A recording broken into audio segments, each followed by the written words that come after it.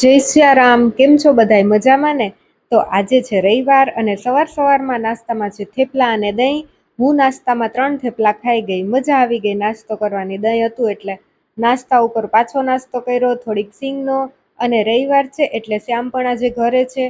અમે બે બાર મસ્ત પવનમાં બેઠા બેઠા હિંચકા ખાઈએ છે અને વાતાવરણ પણ જો બહુ જ મસ્ત છે.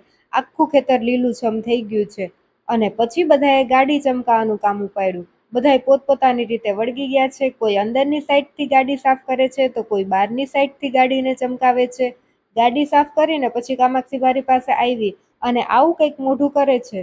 પછી તરત જ તરવા માંડી. મને લાઈક થઈ કે આ તો માછલી બની છે. ચાલો હવે જમવાનો ટાઈમ થઈ ગયો છે એટલે શ્યામે મસ્ત એની થાળી તૈયાર કરી લીધી છે. દાળ ભાત શાક રોટલી ભૂંગળા છાશ બધું છે જમવામાં. બપોર પછી અમે લોકો અગાસી ઉપર આવ્યા એક અલગ જ વસ્તુ જોવા માટે. ઈ વસ્તુ પછી જોઈએ, પેલા જો અમારે ગુંદા આવી ગયા છે પાછા ગુંદાના ઝાડમાં. મસ્ત લીલાછમ પણ ઊંચા ઊંચા બહુ છે. મમ્મી એમ કહેતા હતા ચોમાસામાં ગુંદા થાય એને કાદવિયા ગુંદા કહેવાય. અને હવે જો હું આ અદ્ભુત વસ્તુની વાત કરતી હતી. એક ચકલી છે જેણે આવી રીતે માળો બનાવ્યો છે. અમે ત્યાં હતા ત્યારે ઉડતી ઉડતી આવતી હતી આ ચકલી. માટીનો લાગે છે આ માળો, પણ આમાં એને કેટલી મહેનત કરવી પડતી હશે ત્યારે આવી સુંદર રચના થાય. આવો માળો મેં જોયો છે એક જગ્યાએ, પણ અમારા ઘરે પહેલી વાર બનાવ્યો છે આવો માળો ચકલીએ. તમે ક્યારેય જોયો છે આ માળો? તો કમેન્ટ કરીને મને કહેજો.